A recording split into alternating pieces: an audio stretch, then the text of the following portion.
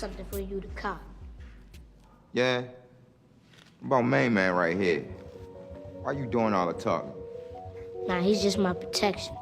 I feel like Michael Rainey Jr. is destined for greatness. So meeting him was just like, for me, I felt like, man, I'm meeting one of the dudes, that's gonna turn this joint into something else.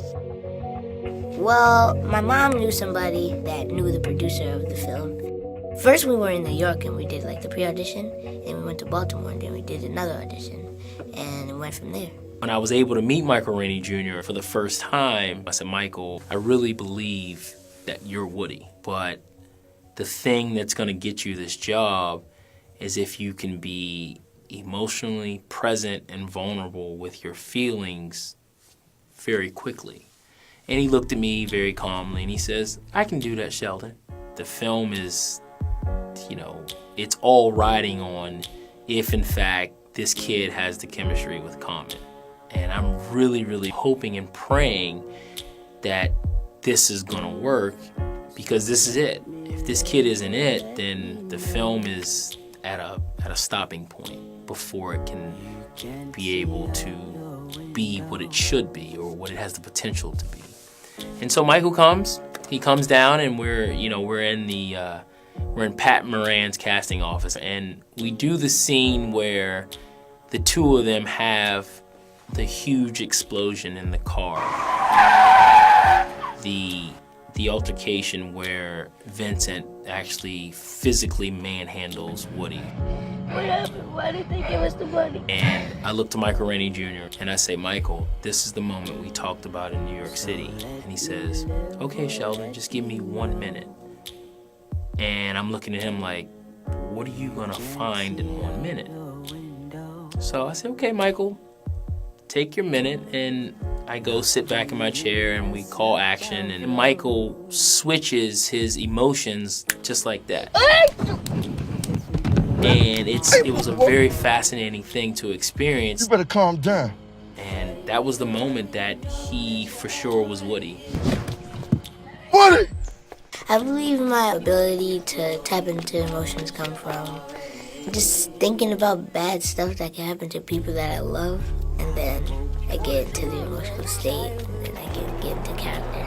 To see the things that Michael was able to do as an actor, and a lot of it is nonverbal communication. The character Woody doesn't have much to say, but through the course of this day, he comes into his own, in his own way, he's starting his path to become a man. I'm happy that I have the opportunity to be in the movie, but then I have to think, sad to get into this state, so it's kind of hard to do that.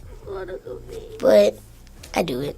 I make it look easy, but it's not. Help me! I always felt that we would be able to create something really special if we could find a really special kid.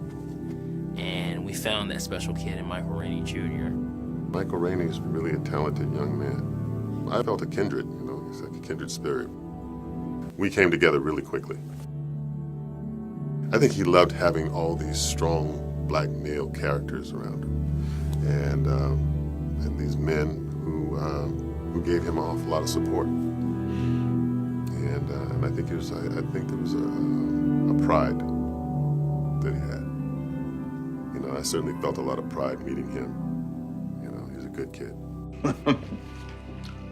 Down to business.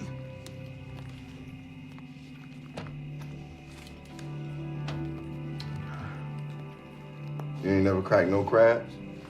Grandma always do it for me. Boy, you from Baltimore and you don't know how to crack no crab. Danny's professionalism with Common and Michael, there was just no ego to it. That was just a magical evening of shooting. What's happening in the moment when we have that big scene cracking crabs, and we have, all the generations of this family. You don't think I know what's going down on my streets? Nigga, them streets would have ate your old ass up if I wasn't out there for you. There's a certain amount of heart being broken in that. I think there's a lot of distrust on all sides. Everyone feels like they've been victimized. Everyone feels like they've been betrayed. and they are so deep in it that they can't step out and away from it and take care of it without violence. I'm tired of your shit, man. Vincent, now you get You know what your problem is, Vincent? You believe your own bullshit. Everybody was there in that room, saw things the way they saw it. And they weren't going to relent. And that's the tragedy. That's the tragedy in storytelling. What I love most about Love is it's a film that has so much heart.